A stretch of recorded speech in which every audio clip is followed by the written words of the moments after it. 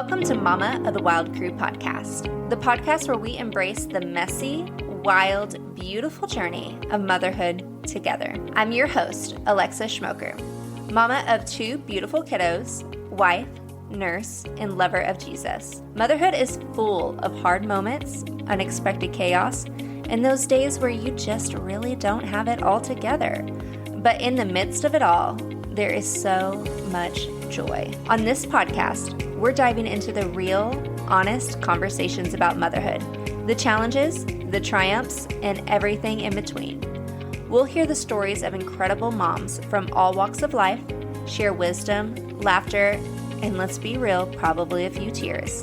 And we're going to discover how to embrace the joy in this chaos. So whether you're rocking a baby to sleep, folding that never-ending pile of laundry, or sneaking away for a quiet moment with your coffee, welcome, Mama. You're not alone here. Hit subscribe and join me on this wild adventure of motherhood. I can't wait to do this journey with you.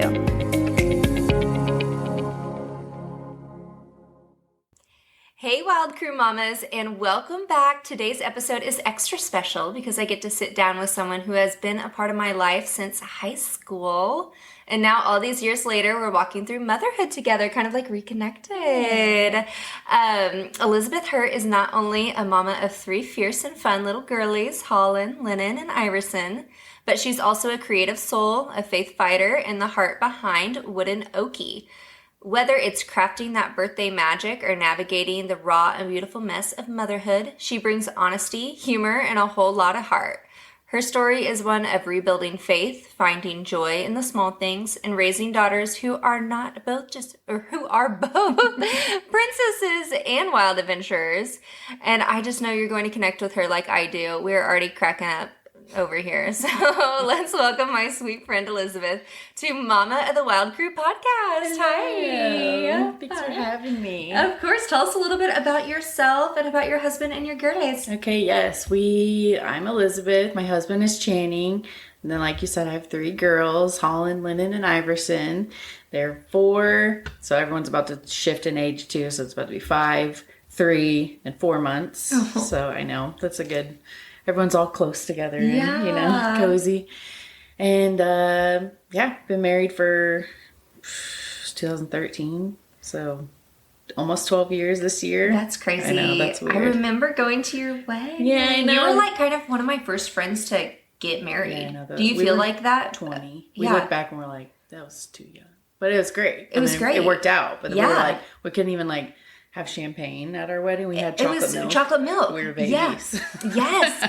I remember that. But it was so pretty. It was like a barn-esque theme. I look back and it is so Pinteresty, which I still love. Yeah. I would, maybe not what I would do nowadays, like wedding style. But I look back and I was like, yeah, that was a really pretty wedding. It was so pretty. You feel blessed when you can look back at your wedding and you're not like, oh my God. Cringy. Yeah. It was pretty. Yeah. So cute. And I was telling you too that I remember, like a time whenever we were in Nottingham, someone was driving around. Do you remember this? And I don't remember. We ran into Chan and you guys were like in the talking stages. Yeah, we were always like texting back and forth and he would he's just like a serial flirter. Like he even still is like my grandma and my mom. Grandma. He's always like hitting on them and flirting on them. He's just he's so funny.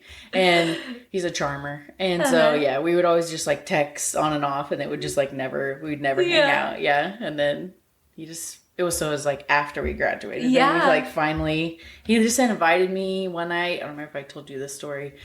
I was working at Andolini's at the time and I had homework to do from starting college. And he texted me and was like, come to the church, this thing at the church at OFA. And so I was like, maybe, I have homework. And he was like, just come up there. So I came when I got off work or something. So it was 9 o'clock at night. And they had a concert and it was already over. And so then I was talking to him and Jason Boggs and everyone was there. Then they were like, all right, now come to Waffle House with us. And I was like, I'm not coming to Waffle House. I just want to go home. And he was like, get in the car. And so I got in the car, we went to Waffle House, ate, and then he drove me back and I got his hoodie. I know. It was serious. It was serious. And then he dropped me off my car and he just kissed me and then he was like, all right, bye. And I just kind of stood there Oh. What just happened? And I like drove straight to my brother's house because they knew him, because my brother's wife, Michelle, worked with him at JCPenney's. And so she was like, she would always be like, Channing's asking about you and like who you're dating and stuff. I'm like, whatever. He's always just flirting, leaving me. And so then I drove straight there and I was like, Channing Hert just kissed me. And they were like, what? And I was like, you just kissed me. And then we literally just never stopped hanging out from then. Oh my goodness. How cute is that? I never knew that story. I also love that you worked at Andolini's and he worked at JCPenney's, because I feel like everyone in Owasso, I did not work at Andolini's because I was, Baja Jack's girl. Yeah. But all of my friends worked at Andolini's. Yeah. Like everyone that I know. Literally. Girls under me, like at Target, that are young, and I'm like, they're like, I've worked at Andolini's before. I'm like, listen here. It's like a sorority. Yeah. I used to be. You're like, I'm at the sorority of Andolini's. The way for you at Andolini's. I know. I was like one of the first employees of Baja Jack's Burrito Shack. We went there the other day with my family, and my husband was like, do you think that they know who you are?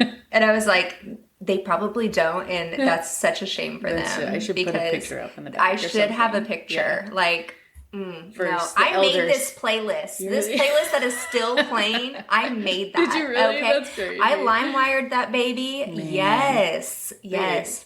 You're welcome. Yeah, you're welcome.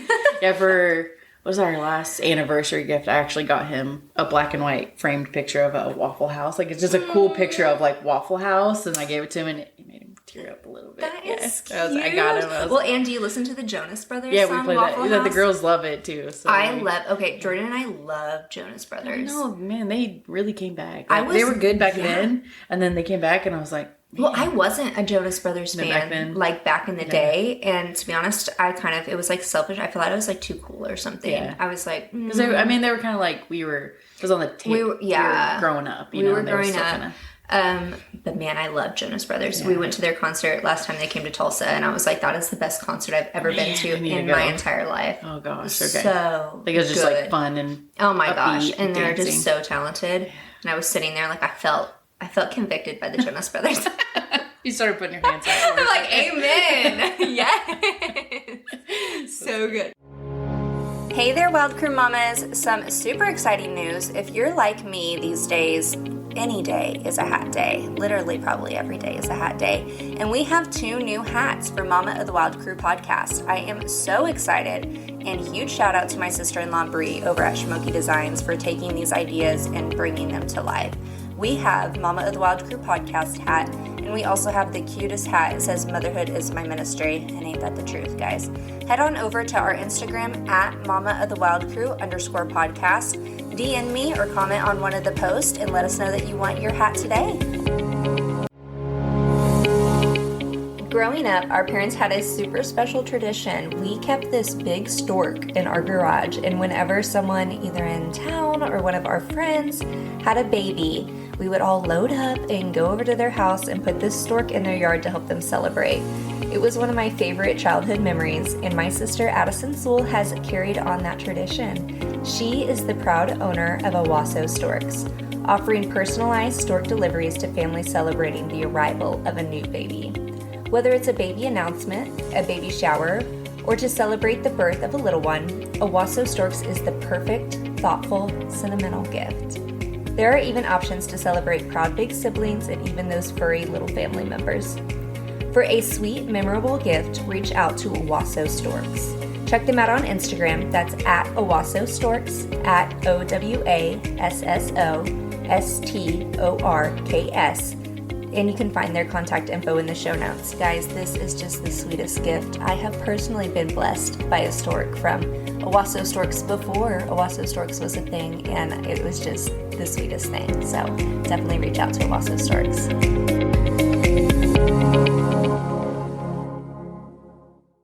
Okay, so we're going to get into the podcast question. So, literally, we were texting last night because you and Miranda are going to that movie theater in Bixby that has, like, the playground to see Lilo and Stitch. So we took the kids last weekend to it, and we'd never been there. Yeah. And you can, like, get up on, like, you know how they have different levels in a playground? Yeah. So Crew, like, climbed up on the level, and there's, like, a spinny wheel. So she grabbed onto it and, like, flipped upside down like she was being a monkey or whatever.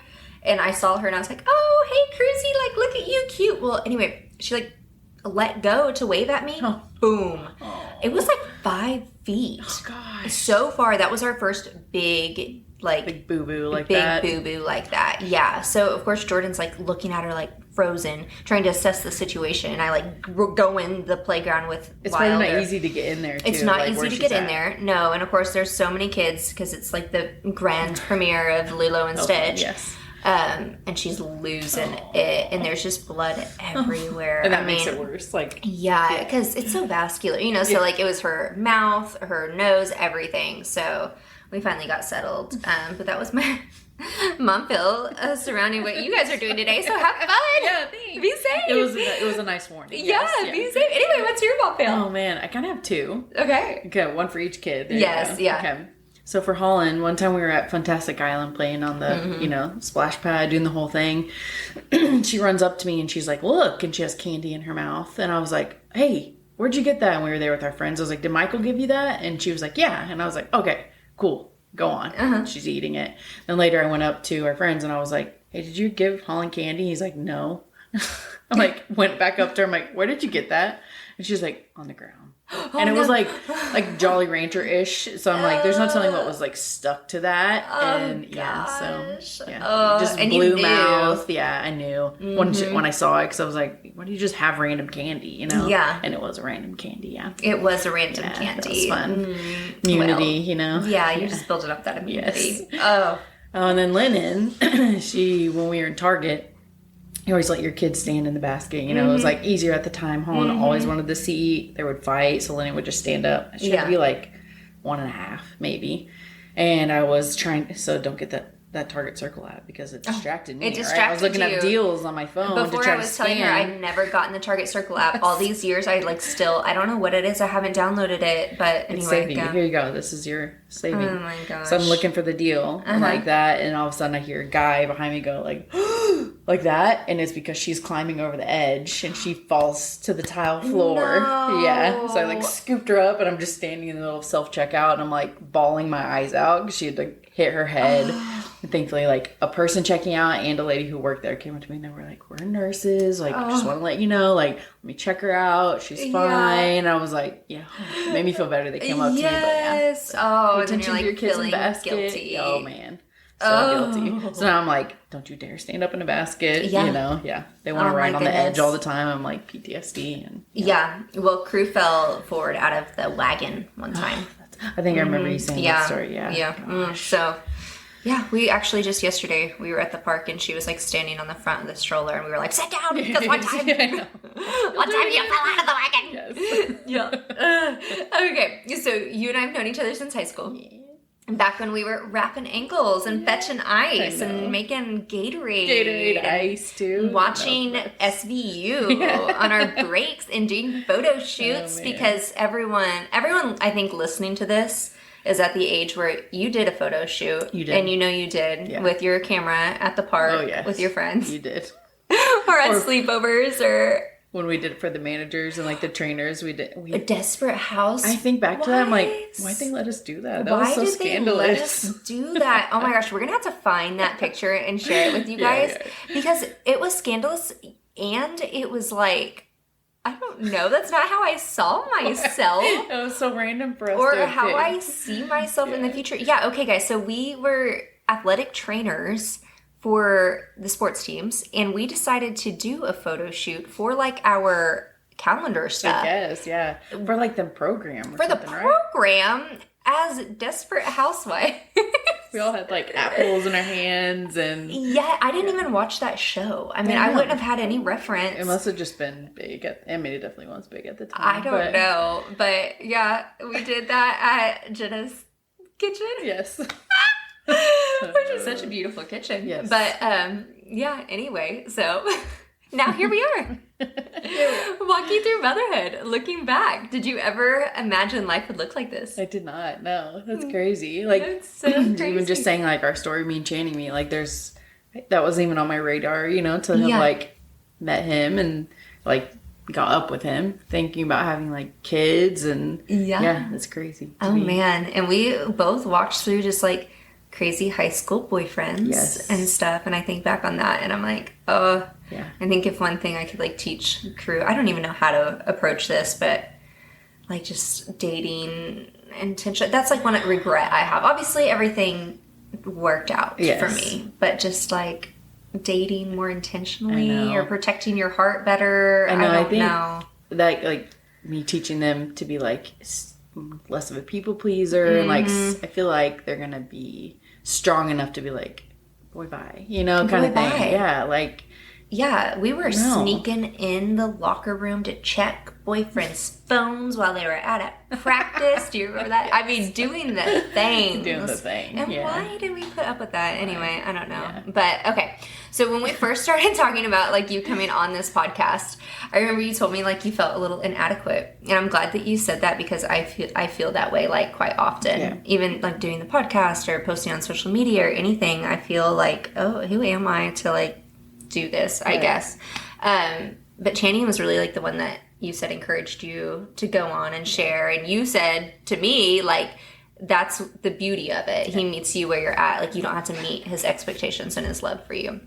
So I love that. And then also I've been watching The Chosen lately. Okay. Have you watched that? I haven't, no. You guys need to watch it. Because I feel like it puts it in such, like, different light or perspective. Like, obviously you read the Bible, you know the stories, but something about, like, watching Jesus and the apostles and everything, like, you really see, like, these are just some ragtag guys. Right. Like visually seeing it. Visually seeing it and, like, connecting with the characters. And you're like, wait a second, like, they also were like, I don't know what I'm doing. Right. You know, like, just human. Yeah. They're just human, you know, and, like, they were flawed and imperfect and really didn't know what they were doing, but the whole thing was that they had faith. Yes. Like, they were following even though they felt inadequate.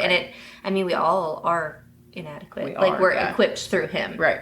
You know, so I like that we like kind of talked about that. Because I'm like, that's something I was struggling with too, you know. But what has it been like for you, like letting go of the pressures and just being who you are in your faith and through your motherhood? I think that's like genuinely the only way, like that's coming back down to like roots and like even walking through it, like I still have to tell myself like, it's just like about loving Jesus. Almost like that's what I tell myself. Like that's it. You know? It. Yeah. Like I'm gonna do things that are people don't agree with or but like as long as true to myself, like I just love like Jesus. It's like we've been listening to a lot of For King and Country and it's the Proof of Your Love song. Like that's just been hitting home for me because I'm just like I just like want my life to be like the proof of your love. And that's not what it used to be for me. Like my faith used to be like, how can I look the part and how can I play it and how can I be perfect? And, I'm inadequate if I don't X, Y, Z, you know, kind of thing. And it's not that at all. And that I think was not, you know, like I didn't get any love through that. I mean, I did, he loved me, but like to myself, like I didn't let it hit deep because I just was like so worried about the looks of it and how to play the part and the emotions and you know, so just coming back and just being like just love like Jesus and love Jesus, and that is pretty much that's kind of how we are too, because our church, their like motto, I guess, I don't know how you would say it, mission statement, whatever it may be, is love Jesus and love like Jesus. Yeah. And it's so simple. Yes. But it's something that literally like we say multiple times a day. I say to myself multiple times a day sometimes when I'm not feeling like it, you know. Yeah. But then also like crew understands that too. Like it's something that like it's so simple that I understand, Jordan can understand, we can get really deep with it, but also it's so simple to where like you can tell your kids that and like use it in daily language and talk about it.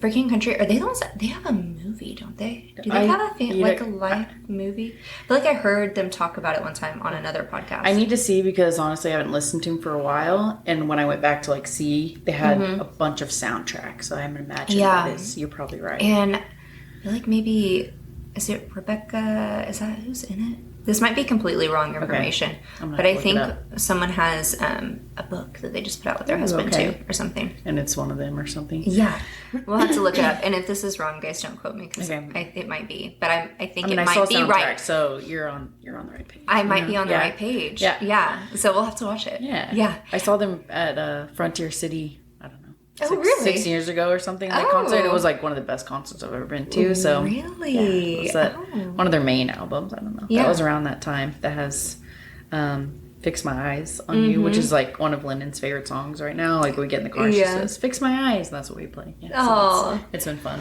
listening to them again. That is fun. I think some of it too, and this might not be true for all like young girls, because I see girls that do not like walk it out the way that I did, but I feel like just maturity too, whenever you're younger. Like I was listening to a sermon earlier, and it was talking about just like how there's different ways that Christians can, I don't know, not like look like Christian like we think so. And one of them is just like being a baby young Christian, like you're just not mature yet. And so I think that comes with time, and just fixing your heart on Jesus. I'm not saying that even though we're 31, 32, whatever, like we still have maturing to do, and there's things that we still mess up. And so I think it's just giving yourself grace too, but repenting, because man, you're always going to be imperfect. But that kind of leads us into like a little bit more of a heavy topic. And I want to like go in with a disclosure that we are not like pastors or preachers or experts at all on this topic. Like this is just us talking about some experiences and like maybe thoughts or things that we've learned or how we hope to look. But we're going to kind of talk about church hurt, like church, quote unquote church hurt, I guess is kind of the phrase that people say. Because it's so real, and I know many listening have experienced it in one way or another. And Liz, your story involves deep spiritual trauma, like on a very large scale. Please share as much or as little with listeners that you would like. How did walking through this with Chan impact your marriage? How has your motherhood played a role in slowly rebuilding your trust with God? And now as a mom of 3 girlies, how are you finding ways to protect them, but also empower them with faith, even though you're still healing yourself? It's hard. It's still like figuring it out. Like when you're saying like maturity, I'm like a newborn, like back into faith. I guess just like starting from it. Like I grew up in church, but it was like you said, just casual. Like we went to a Baptist church when I grew up, and I think we would probably go every Sunday, but like I was sleeping in the pews, and like I don't think I didn't go to Sunday school, stuff like that. I would go to like a VBS or something, and then like into high school when we moved here, I would go to like youth groups, like hang out. Like I definitely got stuff out of it, but it was still, again, just casual. Like my family wasn't going on weekends. No one's like encouraging me to have like a personal relationship. I remember one of your episodes, and she said that like she never had like no one was teaching her to have personal. I knew what church was. I knew what God, Jesus, everything, but like no one taught me how to be. A figure in a book, I think is what she said. Not like your deep personal. Yes. And so that, I went to like a church camp, and so everything just surface level-ish, and then when me and Channing got together, his family members were involved in the church, like pastors and assistant pastors.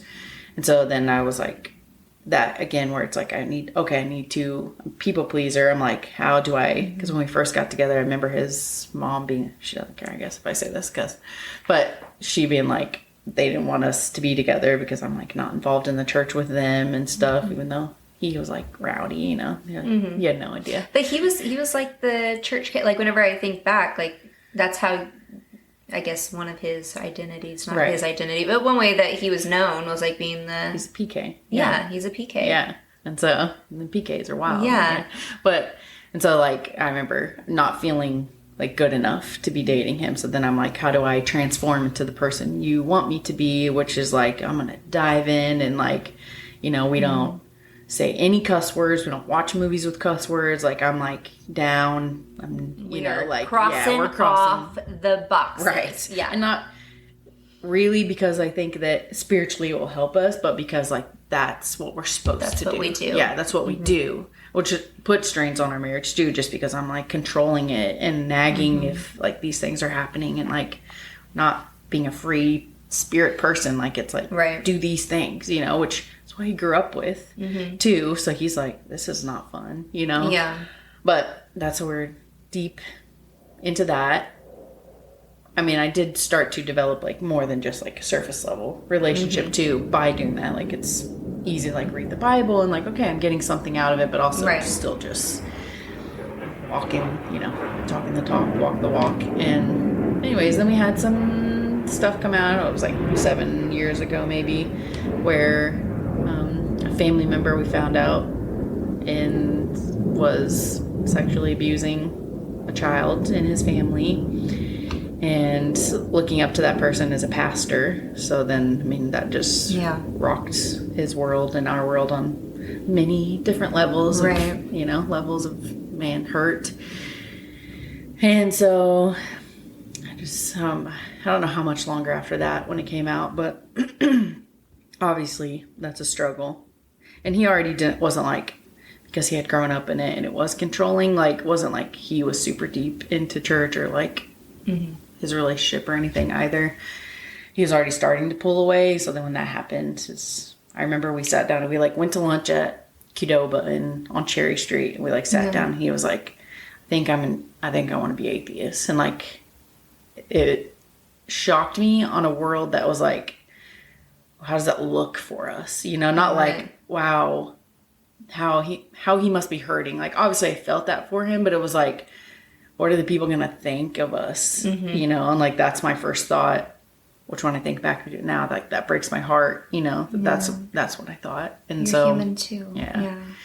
And so, we walked away from that conversation like good. And like, we're going to get through this, but we just pulled all the way back. And like, there's for a while, it was like, even had like resentment, like people like, oh, we go to church, and I'm like, like, good luck. We'll see how that goes for you. Yeah. Like, do you know what happens, So even kind of some resentment and stuff. And then I think just over time, like, obviously I feel like God's working in the background too, just like softening it. And then we had gone to like church on the move a couple times for like Easter or, some holidays, like just easing back into it. And like, him coming to me and being like, do you want to go do this? So I know for him too, like, I'm not speaking for his faith or what, this is his own journey, but like him being like willing to, let's go and let's see what it is. Yeah. Feeling that pull again. So, just being real, like we're still newborns in it, like getting back in it, and I stripped it down to like, I'm not going to judge you. I don't care. Like, I'm going to love you. 'Cause that's what Jesus says, like, just going to love you. Like, I had one of my nephews, like, when I was like deep into like the churchy, I don't know, part of it, came out as gay, me judging him hard and versus loving him through it. And like, I look back and like apologize to him and stuff, because I'm like, that's not who I am. Like, I love you. I don't care if you come to me judging you through it and not loving you through it. Right. And like, I don't want to be that person. Like, I want to, like, Jesus would have been like, hey, I love you. Yeah. I love you. Well, absolutely. And again, back to The Chosen. Yes. You're promoting The Chosen. But that has put such a different light in me too. Just seeing, like, I know obviously the actor that plays Jesus is not Jesus. Right. But seeing just Jesus's like interactions and compassions and like him in human form. Like, he is being human in the way that he does like interact and love people. You're right. Like, we are not the judgers. Like, we are just simply here to love like Jesus, and Jesus loved everyone. Right. And even the people, like, you read the stories and everything again, like, these are the sinners. These are, Jesus hangs with sinners or what not. And then in this, you're truly able to see like, oh, these are kind of people that relate to people I know or things that I have done, or it's just like easy to connect that. Right. So yeah, because it can be so hard to not puff yourself up, I guess, whenever you get on your high horse. Yeah, you feel so holy, and it's like, come to church with me because like I'm doing the right thing. Yeah, like, you should be more like me, Yeah, and it's like, not like you don't want to be like me. Like, you want to be like Jesus. Yeah. Like, we're just all striving to be that way. I kind of like had two sermons fall in my lap as I knew that we were preparing to talk about this.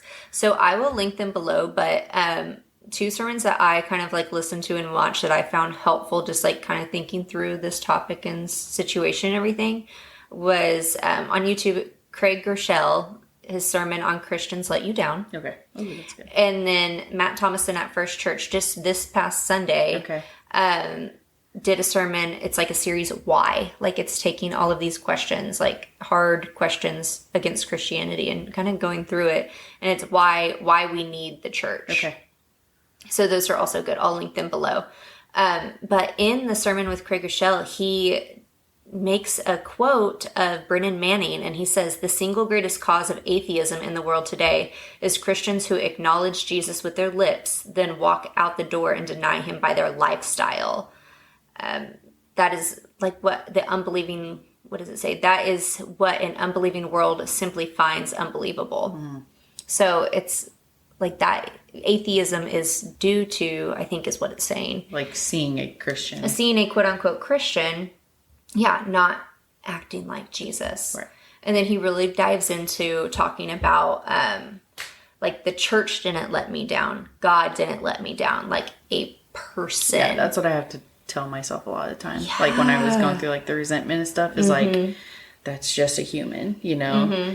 It's just, it's hard. So hard. Because it was just like in multiple facets of your life. We held to such a high, you know, like, and then I didn't, I guess, answer the part of like protecting the girls and stuff too. Like that is a paranoia for us, is like going to church and putting them in a class. So then it's just like telling them like, this is your body. Like no one touches your body besides me and Dada. And we don't even want to do that. Like, you're a big girl, you go to the potty now. We don't need to do that. You know, like, that is your body, you know? And so just, like, empowering them to, like, always speak. You can tell people no. You can walk out of the class and go find another adult. You all can always tell us, you know, and, like, not that it's only going to happen there, but just, like, that's where it's connected for you. And, so just teaching them how to use their voice. I don't think I was taught when I was little how to use my voice. It was, like I thought I saw some recently. It was like the good girl syndrome, where it's like slowly you build up over time, where it's like, go give them a hug. Like, you don't want to just go give them a hug. Like, they're fine. Go give them a hug. You don't want to, but then you're like, your parents telling you have to. Yeah. And so like, we don't do that with them. It's like, okay, she doesn't want a hug right now. Or like, she doesn't want to say I love you. Like my dad, I just want to say he's a pawpaw, you know, and he's like, I love you. And if they don't say that, I'm like, they love you. It's fine. They love you. They love you. Yeah. High fives. You know, waves. So hard, especially because they're little right now. I mean, so you're just like in that like mom fight or flight mode. And I kind of talked about this before too, whenever Amy Bray came on, who was an early childhood director. But like, I am that crazy mom that even we've been touring schools lately, like for next year. Oh, yeah. So I go and ask for a tour. Like, I know we have open house. Like, great. I will also be at that. But like, I'm also like, I've gone to multiple schools now, like sitting down with the director. Like, I want to go to each classroom. Like I went during school while they were doing instruction and like playing, which is kind of crazy. Yeah, but I'm a little crazy. Yeah. And so I think it's okay to like also do that if you need to know that. And obviously too, you also, it's such a hard balance, because then you're, you know, you're like, I need to trust God. These are his children. I'm here to steward them. And I think for me, it's hard to like find that balance between like, God, I trust you. These are your children. You will do what's good in their life. But also you chose me to steward them and protect them. Right. So like I have a hard time with that balance sometimes, and I'm still working on that. So I don't know, like you kind of said, like talking about honesty and things with them. Do you think like anything will change as they get older, how you kind of talk about that? Or like, do you guys do school? How do you like approach school and slumber parties? I mean, our day was different. I think we're going to be, you know, maybe at this outside the norm, maybe more parents are doing that right now too, but like slumber parties for us is a no. And I think I saw someone recently on Instagram where another mom had said that, like, that's a boundary, because it's just like, you can go and hang out late, you know, and then you can come back and stuff. But it's just like, that's such like I think it was even saying like, even if nothing happens to your child, but like late at nights or when other people, like adults, maybe you're watching pornography or movies that are too old for your child, like stuff that like they can also just see at another person's house that you control seems like a bad word, but like you're trying to protect them and keep them innocent. Maybe the other people don't have the same view as for their, you know, boundaries. And I don't know, that's, for us, that will be something that's a no for us. And then I think one time we lived in Oklahoma City for like a little stint of time, and we were going to Life Church there, and we had gone Holland was like 1.5. And we had dropped her off at like class. We were like, let's just try it, you know? Mainly, honestly, at that point, I think we were just like, we need a babysitter. We don't have family, so like, let's go to church. We're going to go sit in the sermon for 5 minutes. We sat in like the lobby and drink coffee, you know? Like, and everything was fine. She loved it. And then like we went again. Next time we were sitting there and Chaney was like, we go check on her. All of a sudden you get like this. He had like a feeling, and he hadn't had that before. He went in. There was a male teacher in there that wasn't in there when we dropped her off. He was fine. Like, nothing happened. But I just thought it was awesome that like he had that intuition. The Holy Spirit like gave him, it was like, go check on your baby, you know, kind of thing. And I was like, oh yeah, there's a male in there. That gives me the chills. Yeah, because it's just like him showing up again too. Like, hey, I know your trauma and like your fear. So even if nothing's happening, like you're not going to be comfortable with this when you go to pick her up. Yeah. So I think it's okay that you tour and do all that, because like you want to know the surroundings and your judgment on character. I mean, even females and stuff like that. It's not just males, but like you are a good judgment character of like people. And so it's like, can I meet you and just kind of fill out, you know, it's the vibe here. So, well, I feel like that's like discernment of people's character is not one of my strong suits. So Jordan, I feel like is more so. My youngest sister, Avery, like can sniff it out from across, like across the field. Like she'll like look at someone, she's like, and maybe sometimes it's in a judgmental way, maybe it's not, you know. But like her like she's just a discerning person. Yeah, very. Whereas rare, I'm like, oh my gosh, no, she seemed really nice. Like, they were great. Yeah, that's me at work. I work. I don't know if we said that on here too, but I work at Target part time, and like I think there was a lady one time that was like coming in. She was like always chat with me. She was so nice, and then one time. Like, we have AP, like, assets protection there, and they'll kind of, like, give us a heads up if this is, like, returning people who have, like, theft, or, like, they can just already tell in the store that they're, you know, doing stuff, so they'll, like, hey, watch this person. Like, interesting. Yeah, because I work in style, so I always feel like at the fitting room, they're, like, count what they have, tell them to bring it back out. Like, they have people that they watch, just so you know, people, they watch you, all right? People, just so you know, they watch. Be stealing, they watch, I stole sunglasses from Target one time on accident. Well, then... They must know there was an accident. They must. Yeah. Or maybe your face is like on a wall somewhere and they're like, if she ever comes back in. No, it was when Prue was an infant and I still think about it. That's fine. I think I've done stuff before. So. But I was like, this lady's so nice. And then one time they were like, hey, watch her over there because she comes in like every Sunday or something and like gets away with stuff. And I was like, wait, what? You're like my friend? That's my BFF. Like, dang, she fooled me. Yeah, so me either. Wow, that's a good example. Yeah. Man, it's so hard. It is. It is so hard. Some things I obviously ChatGPT'd to ask ChatGPT what we should do. Okay. So some teaching of our kids' discernment is important. So ChatGPT told us to ask questions instead of blindly following. Okay. I thought that was good. Yes. Compare what they hear to what they know about God's character. So his love, his grace, his justice, his mercy. So if someone's telling you, because that's another thing that I worry about too. Sometimes I think like, obviously my husband's a public school teacher. We love public school. Our kids will probably go to public school. Yeah. But then that Holland's brings in public school. Yeah. We love it. That brings on to like who's pouring into them. Yeah. I don't know. You know, she just left a Christian preschool and it like was bomb. It was so good, you know, and like her two teachers there, Miss Christina and Miss Caitlin, we just walked with Jesus, and it was so apparent, and just the things that she would come home saying and talking about like was so beautiful. It literally can make me cry right now. But that's something that I worry about too, is just like I want them to know like who Jesus is, what he stands for, what he says, and what he does. And then like if someone's telling you something that you're like, like does it align with what God says? And that can be true with us with adults too. Right. Trusting the Holy Spirit's prompting inside of you, just like you said with Chan.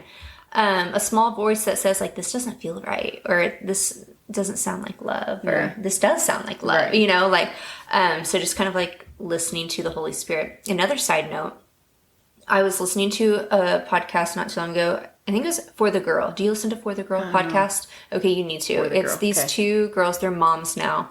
But they're both named Mackenzie. And it's Mac and Kins. And they're super cute. Yeah. It's so good. And I think it's more like towards girls in their 20s. Okay. But I still listen to it because I'm like practically in my 20s too. I still think I'm 25. Like, yeah. So I think it's for the girl and it's for me. Yeah. Too. You're the girl. I am the girl.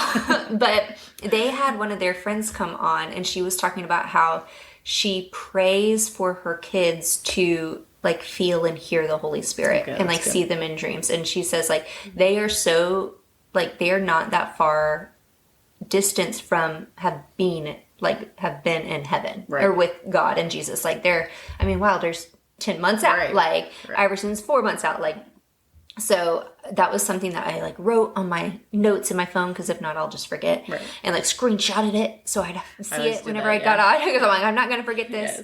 Yes. And so I started like actively praying about it. Like I remember praying about it right then. And then like I wrote it down in my Bible, like in the front, you can see like I have like, I'll write down like whenever I think of things, just different prayers. But I started like really pouring myself into praying over that. And whenever I would remember, I would just like stop and like just say a quick prayer, like, dear Lord, please, let my kids have dreams of you and visions of you and feel you.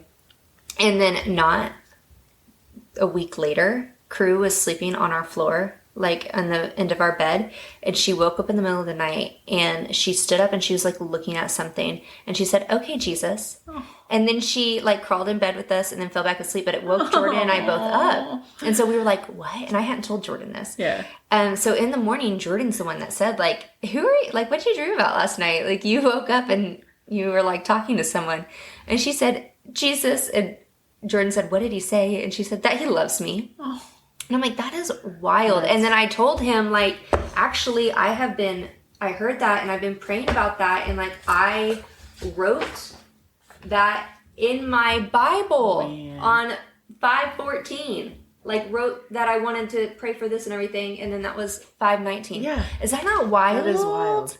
And it was like, I feel like that's something that I was praying over and like was kind of like, I hope that they do this. And then it was the Holy Spirit being like, hey, I know that you don't need proof from me, but like, here's some legitimate proof. And especially like dealing with your littles too, like how much more of like a sign of love could that be? Like, hey, you're praying and it's about your littles. And I just want you to know, like, confirmation. Like I got you in all the areas, but like, here's an example of like, and normally she sleeps on the couch. So it was like an odd thing that we had taken Wilder's crib apart. And so like his crib mattress was on the ground in her room. So she brought it into our room and slept on the floor. So she never does that. Yeah. And it's then like, that night. And then that night, like we both woke up to it. Like, so that was just kind of crazy and cool. So obviously like, I know we all like pray for our kids all the time, but it was just crazy that I like tried to intentionally pray about that. And then it came just like you said, like confirmation. Yes. It's so wild. That is awesome. Anything else on this topic that you want to talk about? Just like church hurt,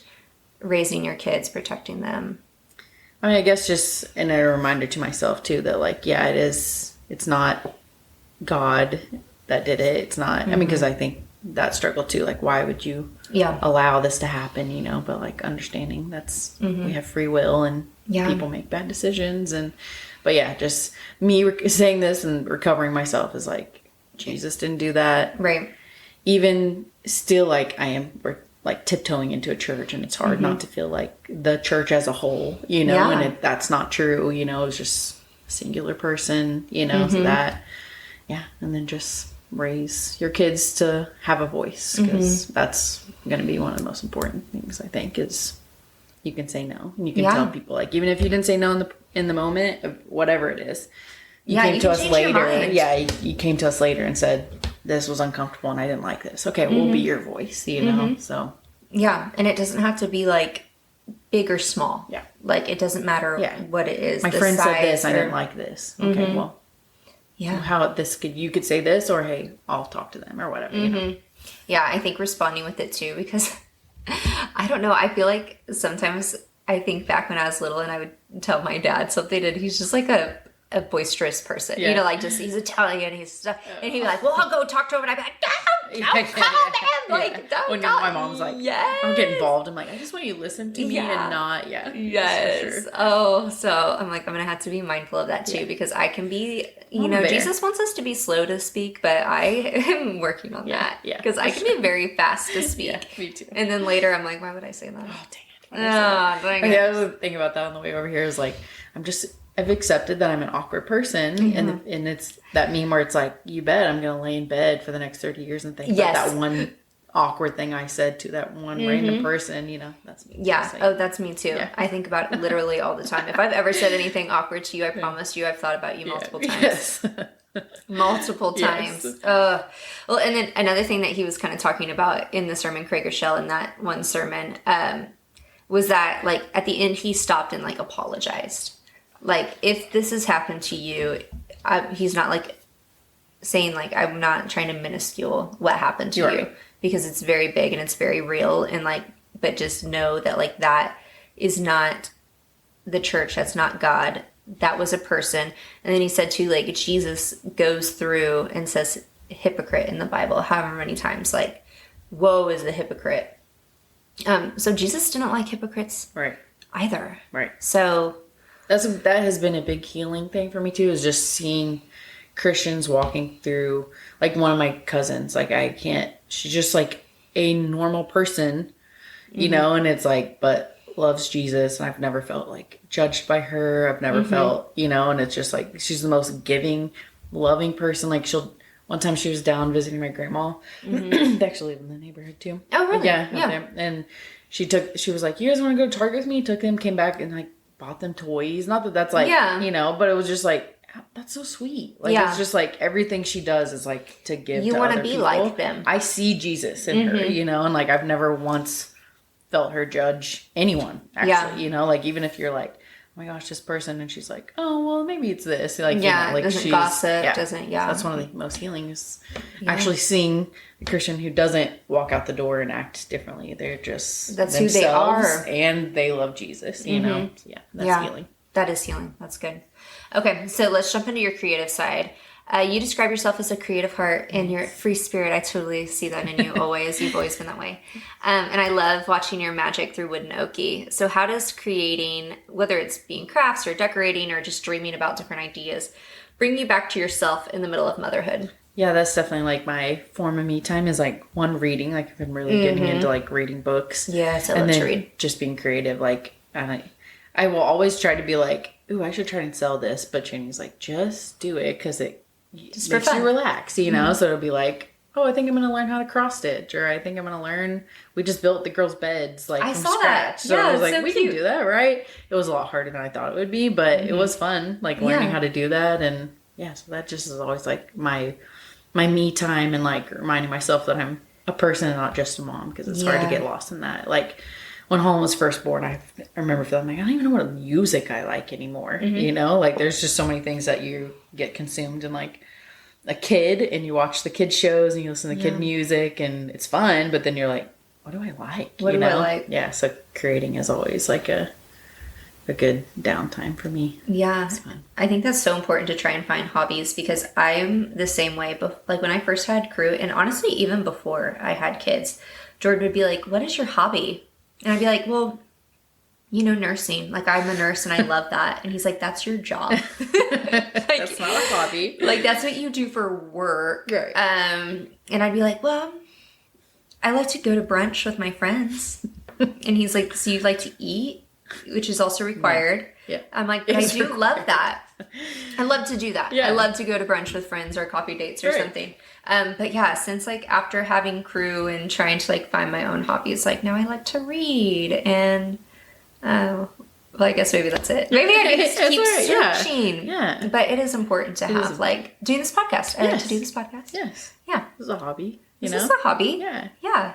It's a passion. It is. Yeah. It's a passion. And so I think just finding those things that kind of bring you back to yourself. Yeah. And I know you do things for fun, but you do also sell things. Yes, yeah. So at Wood and Oaky, you can do different things. You made like the cutest little cupcake toppers and cake topper for Crew's birthday. That's my favorite thing to do right now. Is like, so cute. I've done a couple different ventures, like wooden signs and stuff. And what did I do I tried to make like baby signs, you know, they're like 1 month old and stuff like that. I just am not very active on social media. I think that's like, you need to be like posting all the time and stuff. But I've gotten better at it too. Yeah. But so the birthday stuff is my favorite. It's so cute. So if you have birthday parties coming up or anything, reach out to Liz, because she does a great job. I'd love to. Yeah. Yes. Well, is there anything else that you want to talk about? Oh my gosh. gosh, I don't think so. Oh, thank you, Liz. Thank you for having me. Yes. So fun. Thank you for being so open and vulnerable with us today.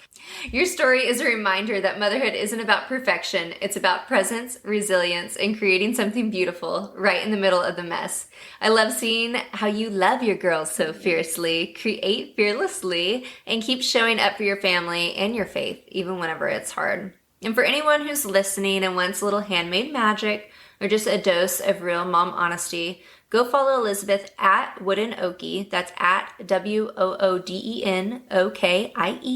That's on Instagram, and you're on Facebook too, right? Yes, uh-huh. On Facebook. And remember, mamas, even when you feel like you're stumbling through, your love is shaping something wild and wonderful. I'll also link those 2 sermons in the show notes too. Those are great resources of people who do know what they're talking about. Go listen and kind of just make up your own mind on things. Until next time, stay rooted, stay real, stay wild, guys. We love you. Yeah. Thank you again. Thank you.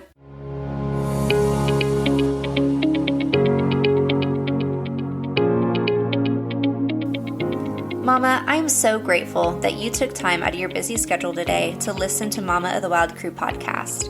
I'm Alexis Schmoker, and I hope you loved this conversation and that it resonated with you. Thank you so much for opening up your circle and letting us in as we walk through this wild ride of motherhood together. Remember, in the chaos of motherhood, there is always joy to be found. So keep looking in those little moments that make it all worth it. Be sure to follow along on Instagram at mamaofthewildcrew_podcast. Please don't forget to like, subscribe, and share our podcast. I'd love to hear from you, so comment, tag me, DM me, let me know what you think, and let me know what you'd like to hear next. Mama, I am praying for you, I love you, and I cannot wait to see you next time.